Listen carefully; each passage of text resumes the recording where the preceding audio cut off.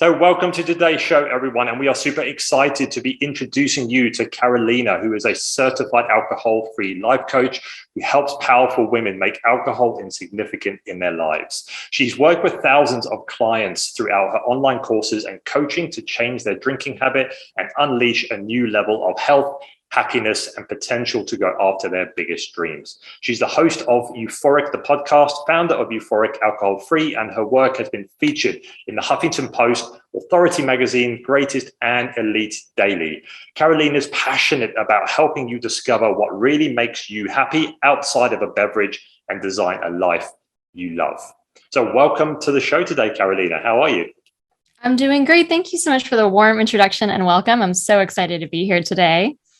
I'm so excited to have you. Now, this is going to be such a cool podcast because I think you're the first person that to come on the podcast and talk specifically around alcohol. And I think it's just so relevant because, well, for obvious reasons, I think, but a lot of our audience usually are stressed out, they're anxious, they're overwhelmed. Some of them even experiencing the physical repercussions and pain of stress as well in their bodies. So alcohol is always one of those starting points where people kind of almost use to escape, sometimes just to almost numb how they're feeling. So I know that everybody, including us, can relate to some of the things you're going to be chatting about. So before we jump into that, I'd love for you to maybe just give us a bit of a background on you and your journey and why it is you're doing what you do. Yes, thank you so much for asking. And I think this is a really cool topic because alcohol is like a funny thing in our society. We hardly really talk about it, honestly. We talk about maybe planning, a drinking occasion or event with our friends, or we talk about it when it gets really, really bad and someone has a problem. And then we use words like alcoholism and AA and recovery, really kind of leaving everyone else in the middle without conversation and language to really describe this phenomenon. And so that's kind of where I found myself a few years ago. I went to college and grad school and I picked up some very, very deep drinking habits there. And I partied really hard. And that was kind of the norm for me, but also really kind of everyone else, I think, at that age. But as I got older into my mid and late 20s, I really tried to become a healthier version of myself. I really got into, eating more plant-based, eating more vegetables every day, working out, meditating, doing yoga. And so I thought of myself as this healthy, mindful person who Monday through Thursday or Monday through Friday was doing all the right things. And then drinking still came to be my sidekick every single weekend. And I'd basically, very normal drinking occasions, but maybe going out for a game night, sushi night, dinner party, wedding, whatever, or even having some wine at home, watching some movies and stuff like that became really my norm. And I was in this cycle and this pattern for so many years.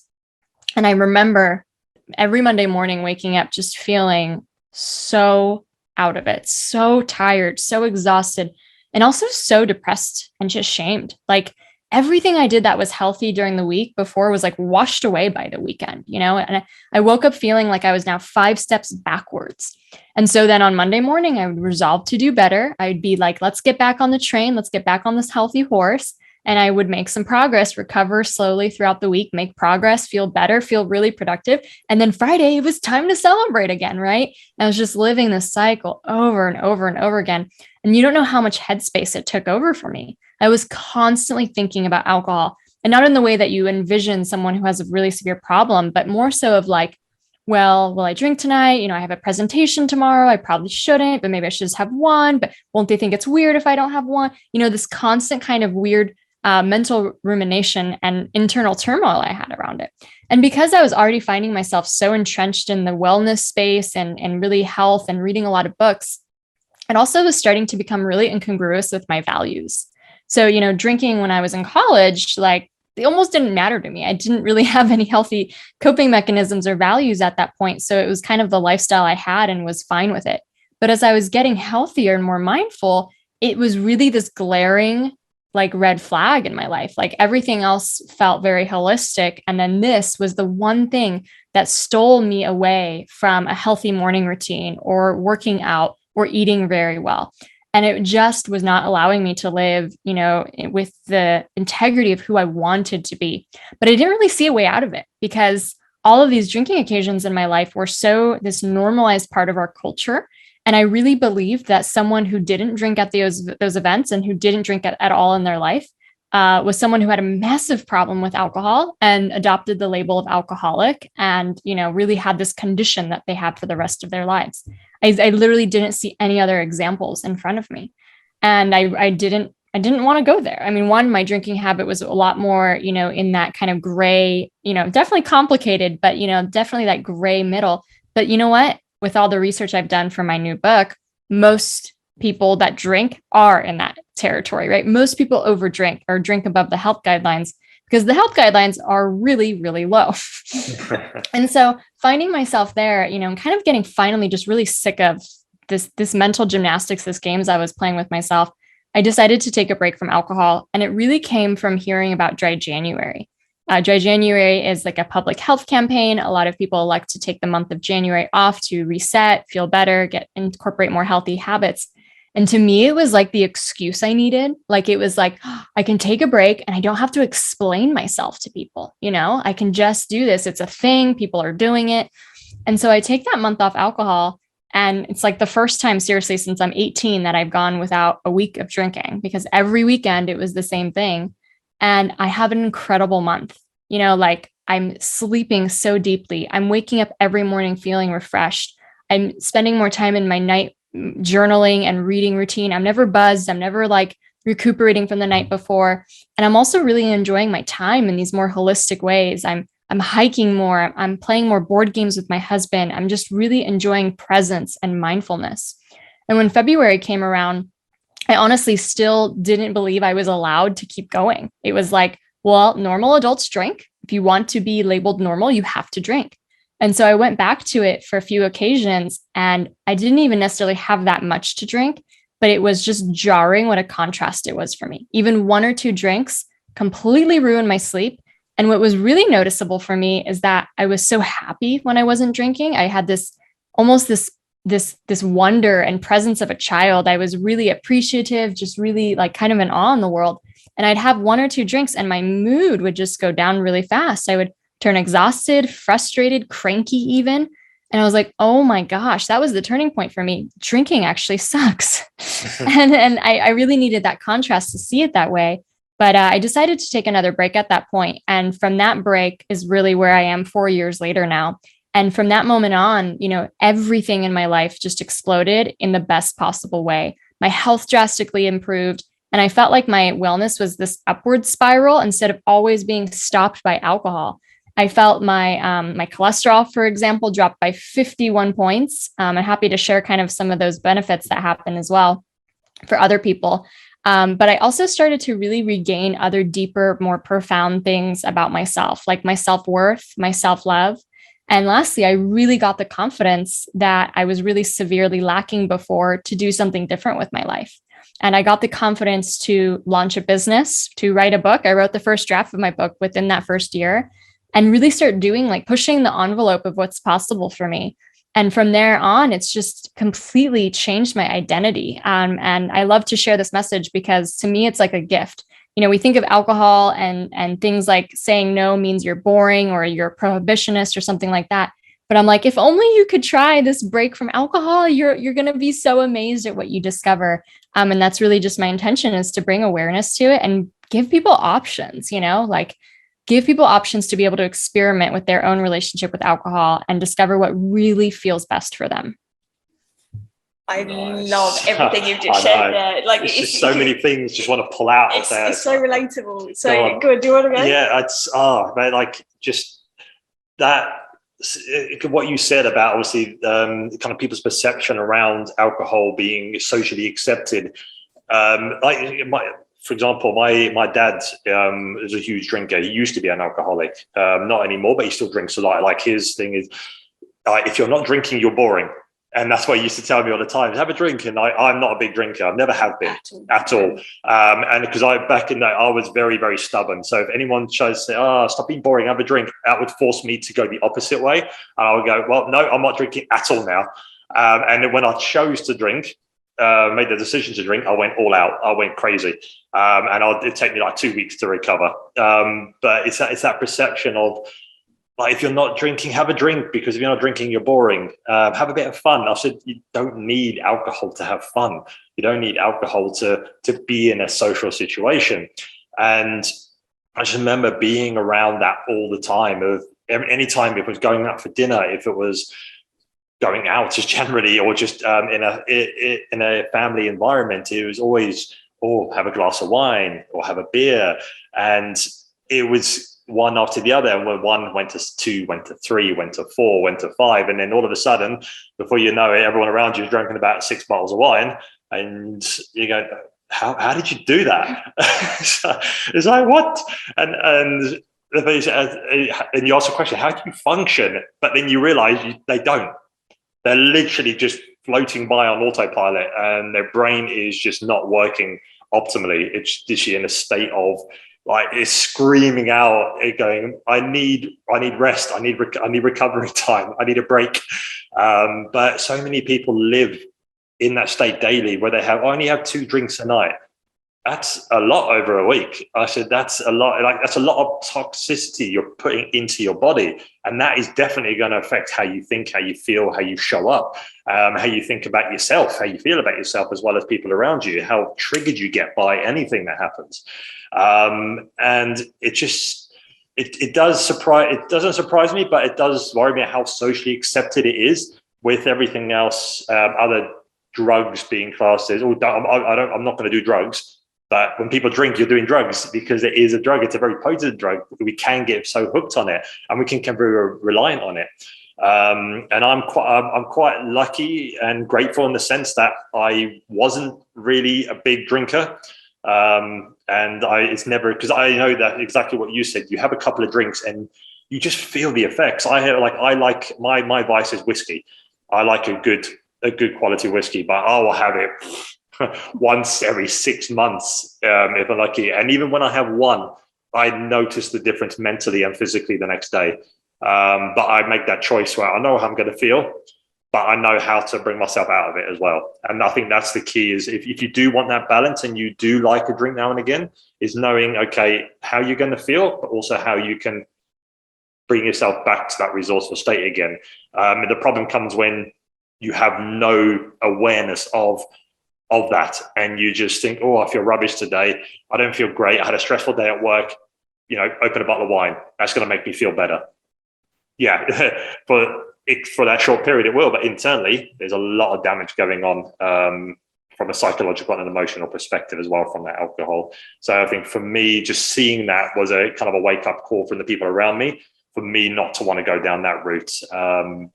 Which I know it does have the opposite effect on some people. They kind of get hooked into that environment, and they kind of want to be part of the group. They want to be. That was me. Yeah, that was they want to be part of the group, and I want to fit in. So I'm going to give me a drink.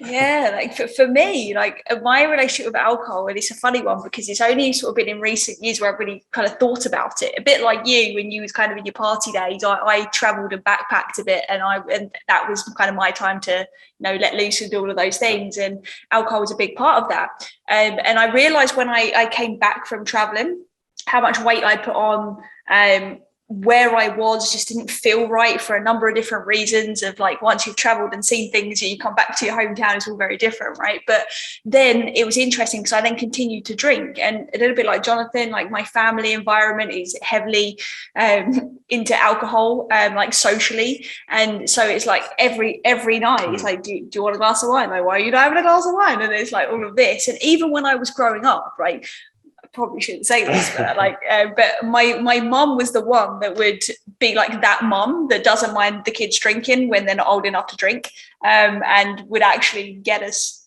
alcohol. So my house was the place where me and my friends would hang out, and it was almost like the point of which everybody could come and experience whatever it is they wanted to when it comes to alcohol. To a certain extent, obviously, it was all safe and whatnot. But the reality is, like, from a very early age, alcohol was a big part of my life, and I didn't realize it, I think, until much later. And I think when I moved to the Middle East, alcohol is less in your face. It's still available to you, but it's not as available as it is in the US or the UK, and in most countries, really. But there was still that. On the weekend, you go to brunch, you go and you just get absolutely smashed, right? Like that's the mentality. It's like, okay, we might not drink during the week, but when the weekend comes, it's the blowout time. It's free food, free alcohol for like 4 hours. And then you can even go to then like an evening brunch, like an after brunch. And it's the same idea, the same concept. And the whole lifestyle was just encouraging it so much and so much. And I think at that point, a bit like Jonathan, I got to the point where if this is what's socially acceptable, I don't want to be social this way. Like there's more than this. Like I don't want to be around these people if this is how they believe fun is, and that is all there is. Like and it really got me to review and question like friendships, relationships, how much time I spend with family members, friends, all of this kind of thing. And it's a very hard thing to do, I think, like to be able to make those decisions. So for anyone kind of listening that might have experienced like what we've experienced, like how do you navigate that? How do you figure it out when you're going from that space of suddenly you're aware of alcohol and the impact it might be having to, okay, well, if my life doesn't include alcohol, how do I navigate my relationships? Absolutely. Such a good question. And thank you so much for sharing your experiences with it, because I just think like it doesn't matter who you are on this planet, like you have some kind of relationship or some kind of association with alcohol. And we just don't do ourselves the service enough of connecting over and really sharing about it, bringing light to it with different kind of scenarios. But, I think, there's part of the thing that you're hinting at is that like we have this idea in our society that alcohol is fun, right? And if you don't drink, then you're boring. And I think it's this really old psyche, this kind of myth that came around after at least Prohibition, I think, in the United States, where, it was a really, you were really pious and religious and people were really like against alcohol. And since then we kind of went the other way and it's like, no, don't ever take alcohol off the table, right? Like we're not going to do that again. And so now it's really been ingrained in us that like that there's this boring version of a person that's saying, alcohol is no fun, don't do that. But really, like how I like to think about it is, alcohol, like you said, has this really quick response on the body, and then it really crashes after that, and it goes really low, just like other drugs. And that quick, response is this artificial release of dopamine in the brain, because cocaine will do that to you, heroin will do that to you, and so we associate that as pleasurable.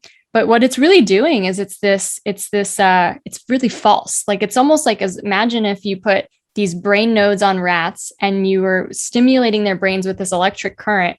Like the rats aren't doing anything fun. They're not doing anything pleasurable. You're just passively stimulating them. And that's kind of what alcohol does. And that's the thing about like when you remove it from your life or take a break or just experiment, you kind of have to find your own definition of fun. And that own definition of fun means you are an active participant in your fun. Like you actually go out and do things. You don't just sit on the couch and wait for a glass of wine, to give you that fireworks going off in your brain. And I think that's like a switch in seeing it, because like, I mean, look at this world. It's magical. There's so much to do. There's mountains to ski. There's beaches to, swim at. There's just so much to see and explore. There's no way that our universe was meant to be experienced with this numbing agent in our body to be able to have fun. Like that's ridiculous. But since it is this ingrained cultural thing, I think anyone taking a break from alcohol will have to kind of counter this, their relationships, like you said. And what do you do with socializing, and how are you able to continue either bonding with people you want in your life, or how can you even elevate yourself to hang out with people who have more common interests in the growth that you're looking for in your life? And I think what's really interesting is really looking at other people's psychology and how they want to change their drinking habits. So at least in the United States, we had this one study that came out that's found that around 52% of Americans actually want to drink less or not at all. So that is the majority of Americans want to drink less or not at all. And there's reasons for that, right? Obviously, we know we don't feel good. Nobody feels good after drinking. It doesn't matter whether you're a light drinker or you're a heavy drinker. Nobody feels good after drinking.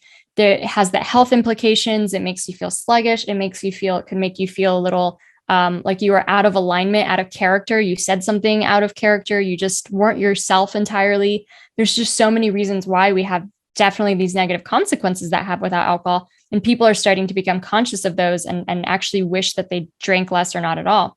So when you go socializing, I always tell this to my clients, when you go out and you're the only one who orders a non-alcoholic beer or a mocktail or some other nice beverage that you enjoy that just doesn't have ethanol in it, and you feel like, oh my God, are people going to judge me? Am I the only one not drinking? You have to remember that half the people around me here actually wish that they weren't drinking too.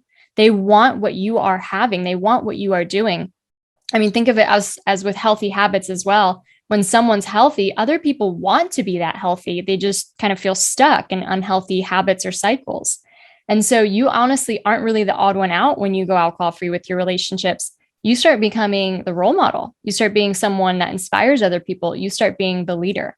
And I have to tell you, because this social convention is so strong, if I would have went to a party 6 years ago and I saw someone not drinking and having a good time, it would have blown my mind. I would have been like, wait, like this is allowed? You're allowed to just come here and have fun without drinking? Because I literally didn't think I had permission to do that. And I think when you start challenging this idea that you have to drink to socialize or to bond, and you really start showing a different example, it starts to change the worldview and the mindsets of the people around you. And some people will obviously be triggered by it, like some people will be cajoling you to drink. And that's because they don't want to drink alone. And they have their own insecurities about their relationship with alcohol, that they need it, that they emotionally depend on it, in that many cases.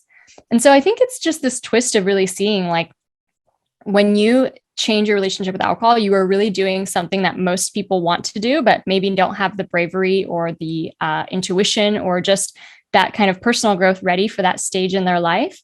And to really find yourself proud of that choice. And from there, like, obviously you can go out and hang out with your friends and order a mocktail and have just as much fun. Like, what does it matter what's in your cup? Like, it's just a beverage at the end of the day, right? Like, if you really truly enjoy your friends and their company, you will probably have more fun because you can have deeper conversations. You're more present. You can ask more questions. Even dancing alcohol-free to me is one of the wildest things, because like it's the real me out there on the dance floor. And I can really feel that thrill, that adrenaline that comes and hits me instead of doing this fake thing with alcohol. But sometimes if you find your social circles are getting tired or boring, or it's always the bar every weekend and you're really hungry for more, I think also you start attracting people who are into that same wavelength as you.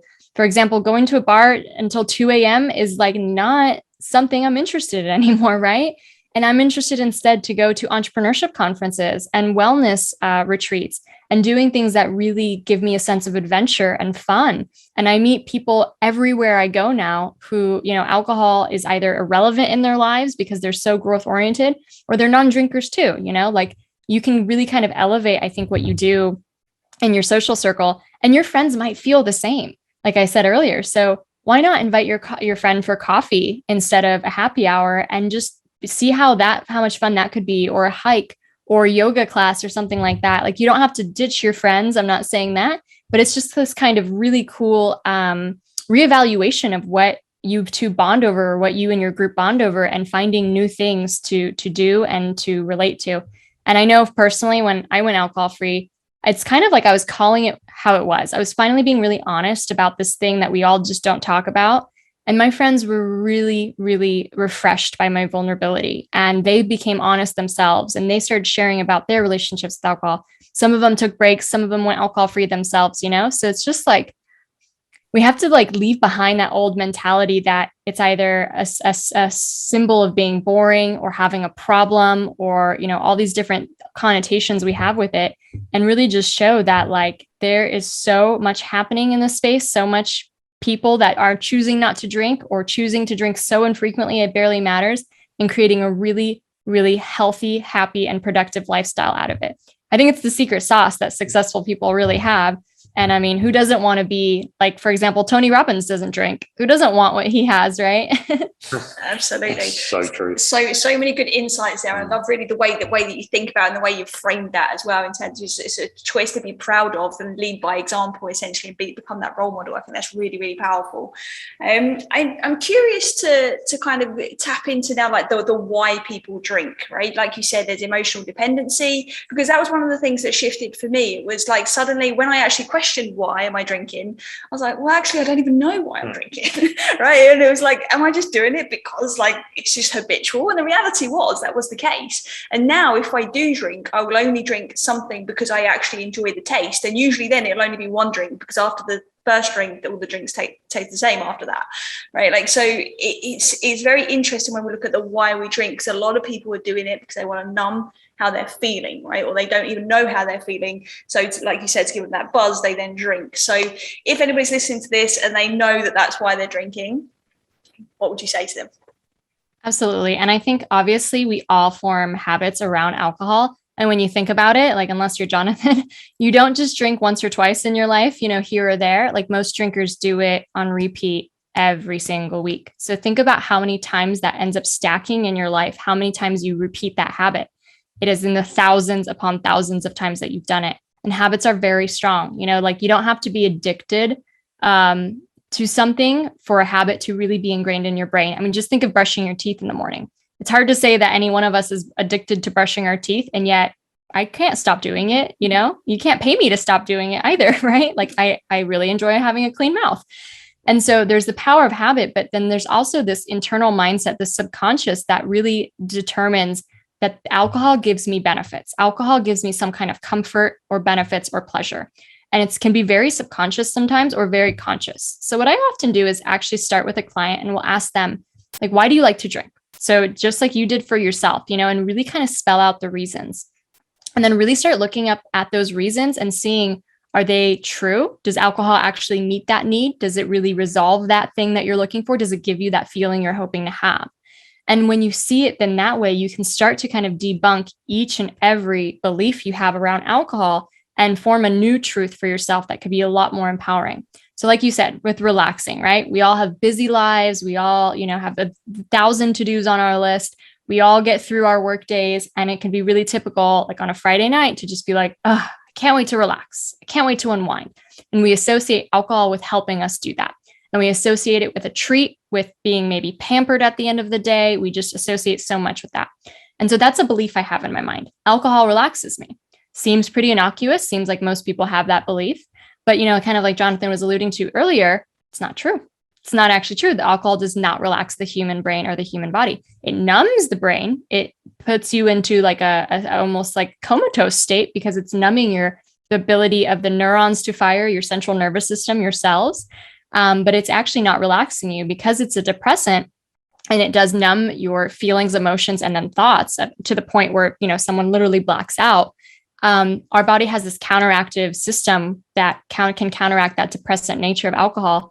And alcohol actually induces the body to release cortisol, adrenaline, and dynorphin. And dynorphin is kind of I like to say endorphins, but the opposite. So they make you feel really low and depressed. And so this will release, and you'll usually feel it. If you're really intuitive, you can actually feel it. Like Jonathan was mentioning, even like an hour after drinking, like there's that blow, there's that crash you feel. But most people actually feel it in the middle of the night. So most people will wake up after drinking 3, 4 a.m. It's a really typical thing. And you wake up really thirsty, and you might feel like, oh, what did I do? And it's hard to fall back asleep. And then if you don't feel it then you'll definitely feel it the next day. You'll wake up with more anxiety. You'll wake up with more stress. You'll feel less kind of stamina and motivation to tackle your day.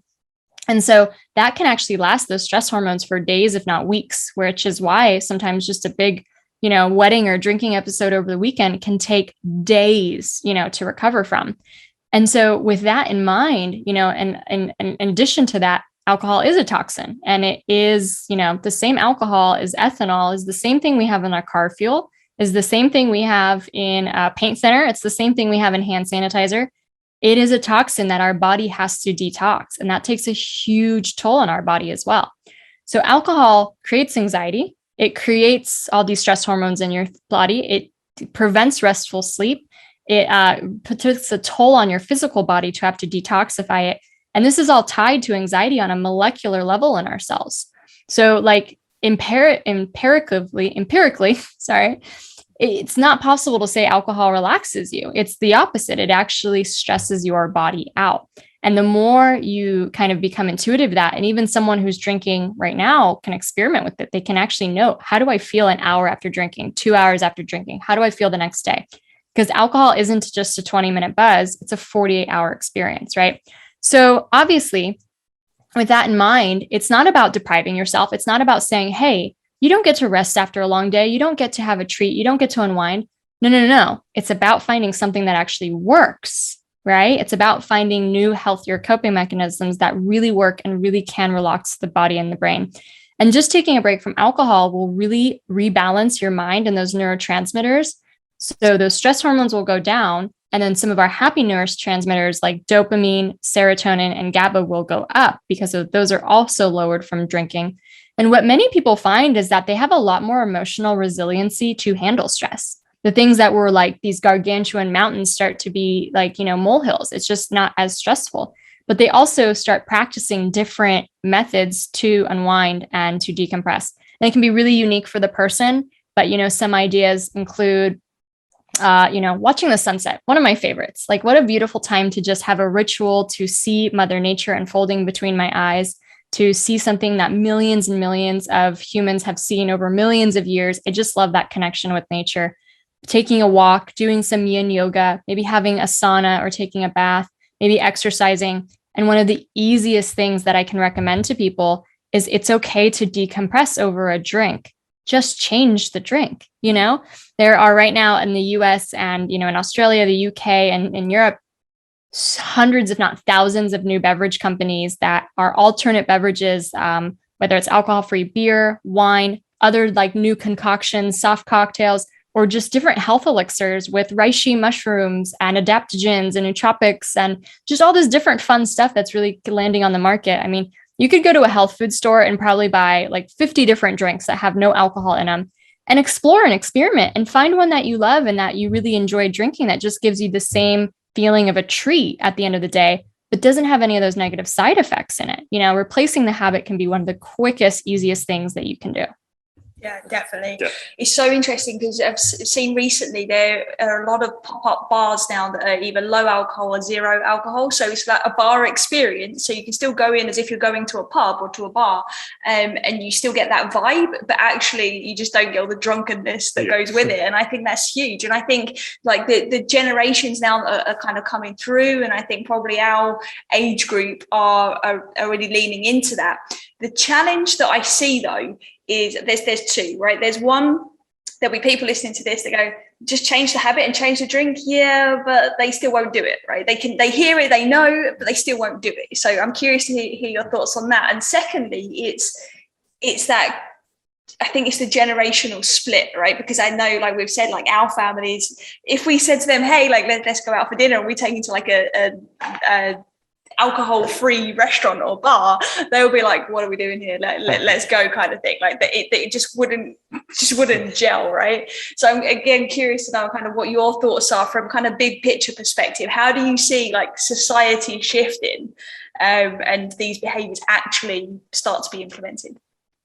Absolutely. And, I think it's like really important to like notice that it's not about like this prohibitionist, abolitionist kind of standpoint. Like everyone gets to choose what they do. And I honestly find that the people who this piques their interest and they're leaning into this because they're introspective and they're starting to ask questions about themselves and what makes them happy. And I think that is one of the healthiest habits you can have.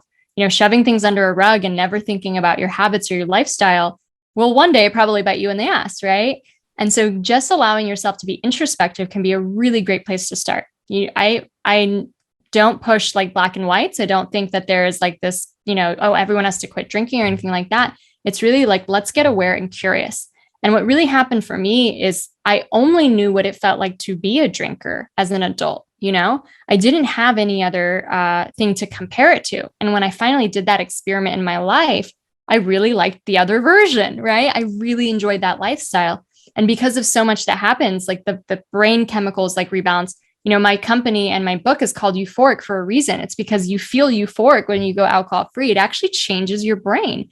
It allows more states of wonder and these childlike feelings of appreciation and gratitude to really flood you. And until you try it, you'll just never know like how it could feel. And so I think that's what can be really exciting about it is just try it and see what it feels like. But obviously, it might not be for everyone. And I think that's why there are these like forward front runners of changes in our society. And you just look at cigarette smoking, for example. Like cigarette smoking used to be so dominant. Most adults did it. You smoked on planes. It was so normal. And then we had all those health studies and all those changes in our policies. And then a ton of people stopped smoking. Today I live in California. I don't know anyone who smokes cigarettes anymore, right? Like, I just don't. Obviously, I know I see people still do it out there, especially like in Europe, but I don't know personally anyone who still smokes. I smoked cigarettes when I was younger. Most people I know did, and we all kind of stopped. Does that mean cigarette smoking is completely like abolished? No, there's those like last stragglers that definitely still smoke. And it's kind of like the end of the bell curve, I would say. But I think alcohol is having that kind of cigarette moment where we're being presented with all this different evidence and really health studies to show like there's no safe amount of alcohol to drink. It only increases your cancer and heart disease risk. It lowers your life expectancy. And like, while that stuff can be scary, like so many changes can happen within just a few weeks off alcohol that it's really, really heartening to be like, well, what if my cholesterol did drop by 20 points? What if I lost my 10 points off my blood pressure? What if I lost 20 pounds? What if I, ran my best race because of this change? Like so many different things you can position it like that. But really showing that like there is a change in our culture happening. They actually studied that Generation Z has the lowest level of drinking patterns, right? So the young generation is changing things up. And I think our generation is leaning into it as well, because like this pervasive idea that to have a social life means you get a side of hangovers, it's just crazy to me. Like we decided that was normal a long time ago. And like, it really just seems crazy to me as we advance as a society in our technology, in our health, and our consciousness, we're not going to continue drinking this crude chemical that literally is a toxin and a poison for our body. They're going to invent something new, if you really think about it. So I really see alcohol kind of going the way of cigarettes. And, it might not be for everyone, but I think you could really learn a lot about yourself by taking a break. And obviously, I like to recommend longer breaks, like 30 days or 60 days or 100 days to really get the benefits. But sometimes something can be really beautiful about just taking one Friday that you usually drink and take it off and see how you feel. And what, are you bored? Are you restless? Like what feelings come up? Because all those feelings are there in your life no matter what, right? And to really process your emotions and to heal them will give you the tools you need to make shifts in your life. Personally, I was bored and restless. And instead of, looking forward to every weekend when the only highlight was a bottle of wine, I had to actually ask myself deeper questions. Why am I so bored with my life? Why am I so restless with my life? Oh, it's because I'm not doing anything exciting. It's because I'm not living out the passions and the dreams that I had when I was a kid. I kind of gave up on all that stuff. It's because alcohol literally is the only highlight of my life. And then I made those shifts and I started doing new things outside my comfort zone, and I personally did end up starting a business, launching a podcast, running a half marathon, writing a book.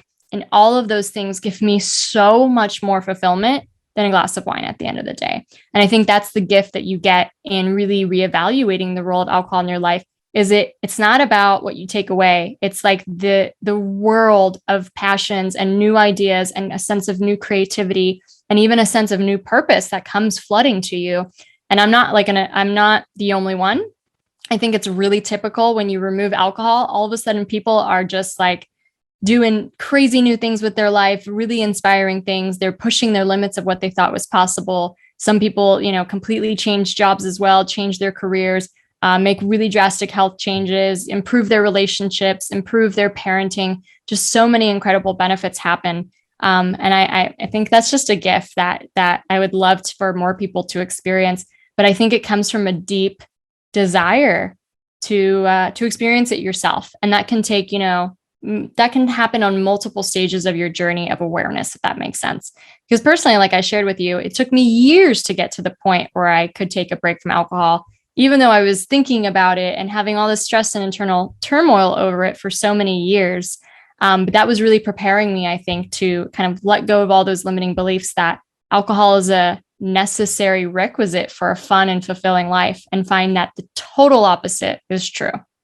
Yeah, absolutely, for sure. And it's just want to touch on what you said there. It's so important to start, I think, to get that level of awareness of what's happening, why you are drinking, like you're drinking, and what kind of, like you said, why do I feel restless and bored when I'm not drinking?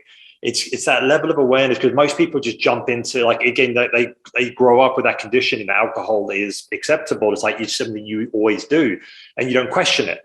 And when you start to become aware of it and start to become aware of actually, like, why am I drinking? When actually I don't feel like drinking, I'm going to stop drinking, but now I feel bored and restless. So like, what's going on? It's like, and alcohol for a lot of people just fulfills a lot of needs that they're not getting anywhere else, because they're not, like you said, they're not doing anything else. maybe they've got no purpose. They don't know what their purpose is. They don't know what they want to do in life. So they stick to what society tells them to do. And that's just, oh, I'm bored. What should we do? Let's go out and drink. And bringing that level of awareness back in and thinking, actually, I want to do more. I don't just want to drink. I don't want to feel like this. So the question is like, what can I do instead? What can I do that's going to make me feel great? But a lot of people, I think it takes them a while to get to that moment of realization, because taking it back to kind of that level of like the nervous system, that stress response, is so many people are already in a state of stress. And they drink because of that, and that adds even more stress into the system. But the thing with that though, as well, and I can totally get why, it's because there's that sense of escapism. Yeah. Just for that moment, trying to escape from life. You don't feel stressed for that moment. You don't, and that's the thing, right? So it becomes very easy to then bury it, right, and bury the feelings and everything that comes with it. So I can see like both ends of the spectrum, and it depends where the person is on their journey. Yeah, definitely. Like yeah, and that's the thing. It gives you that outside feeling of burying it and feeling relaxed, but internally you'll know, you are like your systems are stressed, even though from the outside you're numbing it so you don't feel it, but it's the stress is still there. And then when you finally kind of come out the other end, you still got all those problems you're facing, and then you've got that vicious circle that goes around. And I do think that kind of awareness is that first step to realizing, okay, I don't want to feel like this anymore. I don't want to drink every time I go and have a meal. I don't want to have a drink every time I come home from work. And I think it's just so important for people to bring that level of awareness back to themselves, but then start to figure out of what they actually want instead. Like you say, is, well, what do they want? Or what do I want for my life? What do I want for the people around me? And I know you spoke about that, you touched on that, of like when you go alcohol free, how people feel, and all these amazing things that they start to do, and they start to want to do, where it's becoming a better parent, where it's becoming a better person, where it's becoming more creative. But what I want to kind of take this conversation is into a bigger scale now is, how do you think that going alcohol free, so if the whole world went alcohol free, like tomorrow, what impact do you think that would have on a bigger scale? Like we talked about on the individual scale, but what impact do you think that would have if everyone just went alcohol free tomorrow? Yeah, that's a funny question. I think that's the first time I've ever been asked that. But let me put my hypothetical hat on. I think for one, we'd live longer and richer lives. I think we'd be much healthier, have much less chronic disease in our society. And the thing is that like a lot of studies that came out in the 80s and 90s, it was really hard to parse out like whether alcohol was contributing to a certain level of chronic disease in someone. And the last like 10 years, we've really gotten some incredible studies to be able to look at almost 195 different countries, all these different populations, follow them for so many different years, and really be able to show alcohol is actually implicated in way more chronic diseases than we thought. It's implicated in cancer, heart disease, dementia, Alzheimer's, like all the just different functions of our body, and it's so interesting because we think that it's only heavy risky drinking that does that. Well, guess what? According to the CDC in America, 2 drinks is heavy risky drinking for a woman, and you're not supposed to have more than 2 drinks a week for a woman, or any more than that would actually increase your risk of breast cancer by 20%. So like, that's crazy. Most drinkers, routine ones, have more than 2 drinks a week, right? Like that's a low amount. That's really low. So I think our health, obviously, and longevity would improve. But what I'm really excited about when you asked that question was our consciousness. I think, like you said, we numb our uncomfortable emotions. We don't work through them. We distract ourselves from them, and then we don't learn from them. So we don't learn to recognize what the deeper discontent is within our lives, and we don't make changes around it. So we're frazzled, we're stressed, we're running from one thing to another. We might be people pleasing. We might be in a career just because it makes our parents proud or has a good title. We don't really know what we want. And I think removing this one thing would really elevate the state of consciousness in our worlds, because it really does force you to get to know yourself, because you are sitting with all those emotions and you're all sitting with that time, but you're also sitting with all these positive benefits that come out of it, like more confidence, more self-esteem, more self-love for yourself. So that time and that reflectiveness actually gets put to such a good use, because you're on fire to start really being, this better version of you that's also making an impact in the world. So I think our state of consciousness would raise. I think we'd be a lot more mindful and connected as a society. I actually think that we would have better relationships.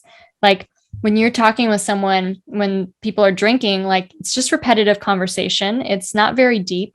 And if it is deep, it's like that false sense of deepness. It's like fake vulnerability when you actually wake up saying like, oh my gosh, what did I share with that person? You know what I mean? Like it's artificial. It's like an artificial bond. You didn't really develop over time the real way. So I think our relationships would really improve.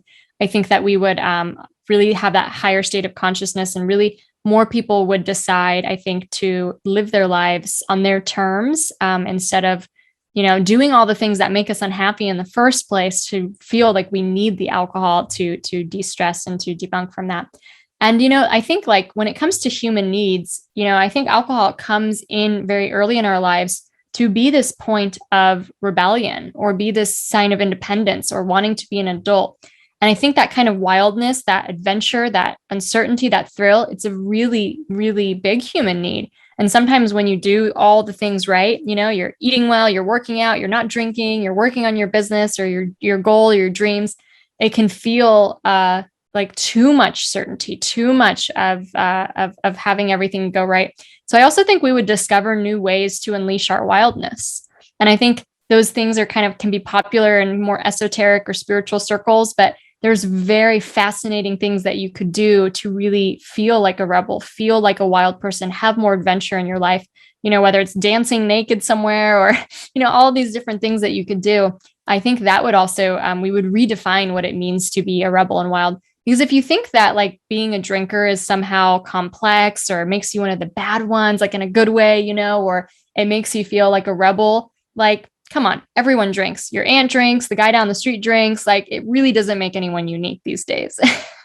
I love that answer so much. Now, I want to kind of just pick your brains here on how important is the coaching or the supporting element of somebody when they're giving up alcohol? Because I know you've got the book that's launching, and I know obviously you actively coach as well, help people kind of through their alcohol journey, let's say. And because there will be a lot of people listening, and I think reflecting back on my journey with it now, just as you're speaking, I think it's no coincidence that when I stopped drinking, I suddenly started to have to deal with the emotions that were showing up. And for me, I won't get into the whole story now, but it led to a lot of spiraling, a lot of me having to really learn and get to know myself, and emotional awareness. Like I said, I started to drink very young.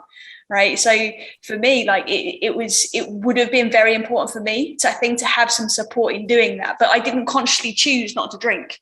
Right. I just moved to a country where it just wasn't so in my face. So I just couldn't. It kind of fell out of my lifestyle. All right. So it happened unconsciously. But what would you say to somebody who maybe is listening to this, that realizes that they do drink because they don't want to face emotions, they don't want to face past traumas and things like that? How important is that coaching and support element? Yeah, I think it's very important, whether it's like an actual coach you're working with, or some kind of formal program or course that you could be going through with some, support baked into it, because it's really it's bigger than just changing a habit. Like that's already tough in itself, right? Our habits are so ingrained. It's really about changing the mindset. And it's this mindset that has been cultivated for decades. Even before someone is a drinker, they see drinking around them since we are conscious as little kids. And we get this consciousness, this belief that alcohol brings us these benefits, this comfort, this pleasure, and or we think it's a status symbol. Like alcohol doesn't just signify relaxation or, maybe wildness or rebelliousness. Think of how often it's used in a movie or in a TV show to signify glamour or sophistication, for example. And so I always like to tell my clients, you're not looking for a drink. You're looking for the feeling you believe a drink will give you, right? And yes, obviously for some people, it's just to turn off, to shut off, to just like stop having to think, to not have to deal with those things. But they never, like, Jonathan was saying, they never really go away. And when you come back, when you come to, it's now all been compounded because now you also don't feel your best, And the only way I think we ever can truly become happier is not a matter of not experiencing our negative emotions. It's either really feeling them and processing them. And while that can feel really intimidating when you're not used to it, it starts becoming something like a really mindful practice that you can lean into. It's like we are literally told as little kids, don't cry, like don't get too excited, get over it. we are told to bottle in our emotions, and then we're not ever told healthy coping mechanisms or skills, in our society. And so what ends up happening is like, there's this really cool analogy from the late Debbie Ford, where it's like your emotions are these beach balls and you are treading water in an ocean, and you're trying to keep these beach balls submerged under the water, and you're treading and the waves and the beach balls, and it's really tiring. And you might have the energy to do it in your 20s and even in your 30s, maybe even in your 40s, but eventually you will burn out and tire from pushing those beach balls down. And the only way to get through it is to actually just let them come up, process them, with a professional or through some program, so that you're actually getting the deeper messages behind your emotions of what, you need to heal, or what you need to resolve, or what you need to do differently or shift in your life. And then what happens is this incredible freedom, because it's not like you necessarily always overcome it, but like, that you are capable of mothering yourself, of being there for yourself, right? It's this really deep sense of love you almost cultivate with your inner child. Like, I am here for you. I'm not going anywhere. I'm not going to numb this out. I'm here. We're going to go through this together. And you can really develop a new sense of self-love by sitting through those emotions, and or discover what in your life is out of alignment, because I don't believe we're supposed to feel frustrated every single day. Like, if that is the case and someone's numbing that, allowing that frustration to come up and discover, where in my life am I feeling frustrated? What's the source? And why do I have that in my life? Can I put up a boundary? Can I delegate? Can I have a conversation? Can I make a change? Is this career really the career I want for myself? And I think even healing past traumas, which is obviously much deeper and, very, very complex. There's so much discovery that can happen, I think, when you're leaning in to it instead of ignoring it. Because sometimes our greatest challenges in life, our greatest pains, are also the source of our greatest growth. And it's like, you can't numb the bad without numbing the good as well, and, really being okay with being a human with the full breadth of human emotions. It's just such an enriching process, I think, for your life. It's not easy. It's for sure not easy. Like, we all deal with so many emotions: fear, doubt, insecurity, sadness, frustration, loss, grief. And yet sometimes, when even the hardest emotions I've had since I've ditched alcohol, when I feel even the worst ones like grief, I have this fondness for that time, because I was actually fully present with that emotion. It changes the game completely when you start to be okay with all your emotions, right? You don't have to enjoy them, but like how it feels, but you can learn to see what that's bringing for you, because that's a gift in itself. So 100%, I love the answer to that question. So tell us a little bit more about your book that you've got coming out. Yeah, thank you. So the book's called Euphoric Alcohol, Gain a Happier, More Confident You. It's a really cool, colorful cover.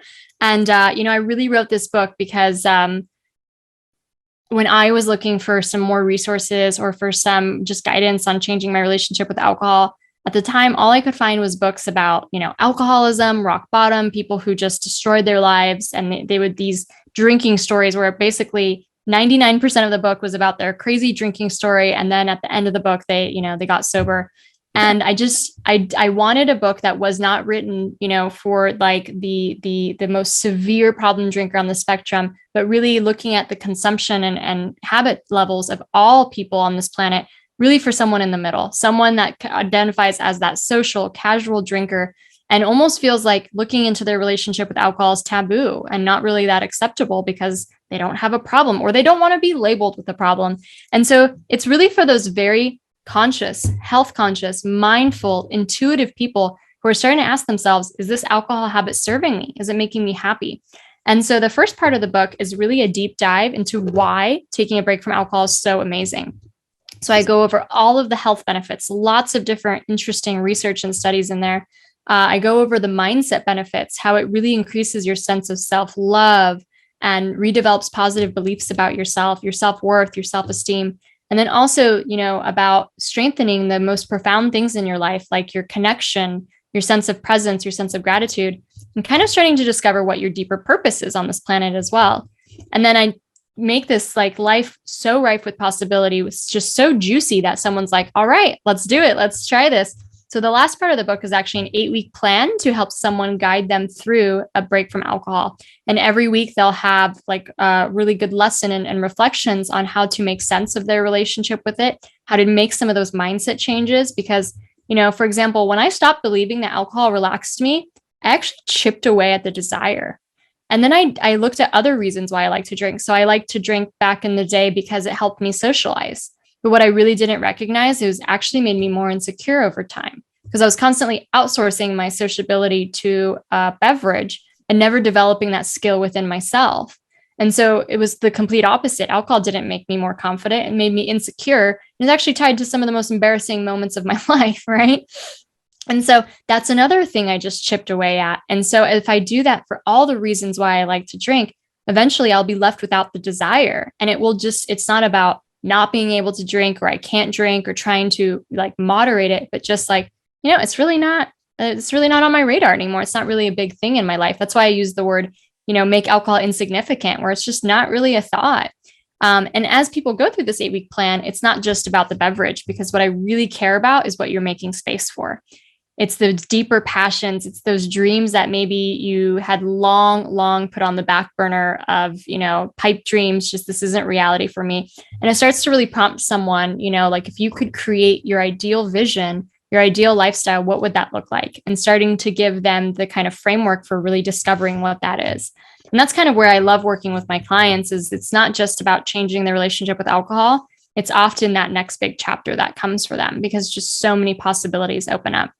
And so you can find this book right now at euphoricbook.com. It's available for pre-order, and it's going to be available on bookshelves January 4th. But when you pre-order the book, you'll also get some really cool bonuses that come with it. So like I said, change the drink. I'm offering my recipe ebook for mocktails, some of my favorite mocktail recipes.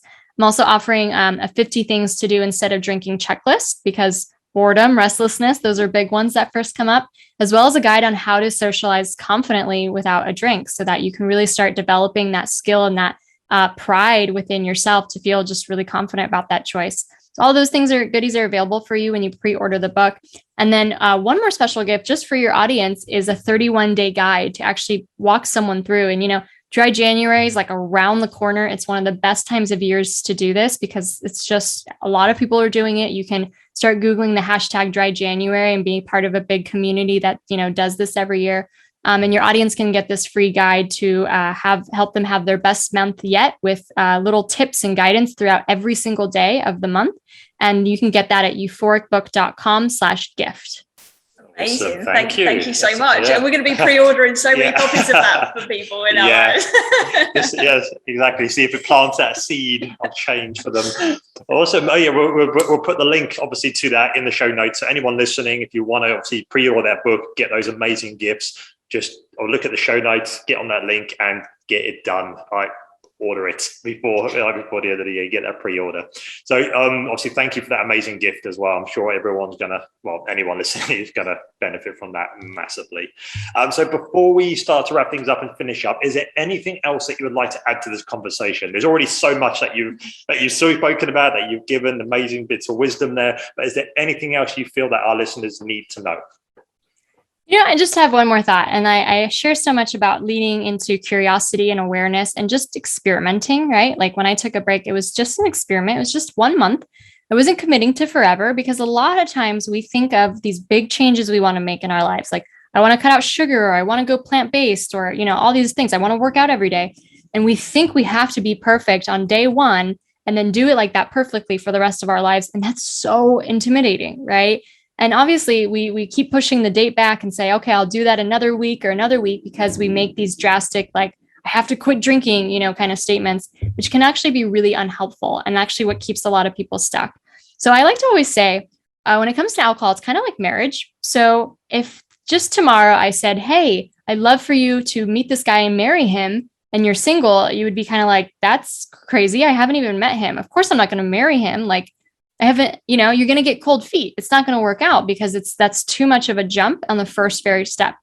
But I'm inviting you just to go on this first date, like, hey, there's this really cool guy. I think you guys would really hit it off. Would you like to go on a date with him? Wow. Isn't that a lot easier? Like, let's just go on a first date. And the thing is, if you like that first date, you can go on another date. And if you like that date, you can go on another date. And then even something I can see happening with some of my clients is we'll get to a point where maybe they're 6 months alcohol free. They still can't see themselves getting married and going forever. So they're not sure what to do, you know? And then think about if you're in a really great relationship for 6 months, just because you're not ready to get married doesn't mean you'd call off the relationship, right? You'd continue dating that person and really seeing where this can go. So I think treat this as the same way. Like just go on the first date. You have nothing to lose. Nobody's asking you to get married. And it really could unlock so many cool things in your life. Nice. I love that analogy. I really love that. Like when you mentioned something earlier, and I was thinking that, like, because a lot of people think that, well, it is scary. It's a defining moment when you make a choice like that. So if we do adopt this mentality of let's just become the crazy scientists in our own life and experiment, and just see what happens. I think if we could do that with most things in life, I think we'd probably be a lot happier and start to actually try more new things. So thank you so much for sharing that. Love that. Yeah, of course. Awesome. So tell us, Karolina, where can people find you? Anyone listening, where can they find you? Awesome. So other than the book website, you can also find me at euphoricaf.com. And I have guided courses there with live support. I do offer coaching. I also have a podcast. And, you know, just immersing yourself in more knowledge can often be the easiest place to start. You know, even before you're ready for a break from alcohol, just read the book, you know, listen to some episodes, kind of get this new worldview into your mind. Because for me, I actually read an article before I did Dry January from a health magazine. And it was about a woman who considered herself a moderate drinker, but she took a break from alcohol and loved it so much she didn't go back. That was the first time I had ever heard anything remotely relatable to me like that around alcohol. And something clicked in me. I was like, I'm pretty sure that's going to be me. Like I had to see that example first before I was ready to do it. And so I think just allowing the information to come into your mind is a really great start. So euphoricaf.com, you know, if you want to work together or if you want to take one of my courses, that's where you can find everything. And I'm also at Instagram on euphoric.af. Amazing. Brilliant. Thank you so much again for joining us today. I've loved the conversation. It's really making me actually go internally now and reflect some more. So I'll be journaling, I think, a bit later today on this as well. But thank you so much. Yeah, if anybody listening, this is your lady. Go find Karolina, go listen to her, download everything she's got to offer. So I believe it definitely can be life-changing. Well, thank you so much. You guys are incredible hosts, and I'm so grateful for all the consciousness that you're bringing into the world as well. Thank you. Thank you.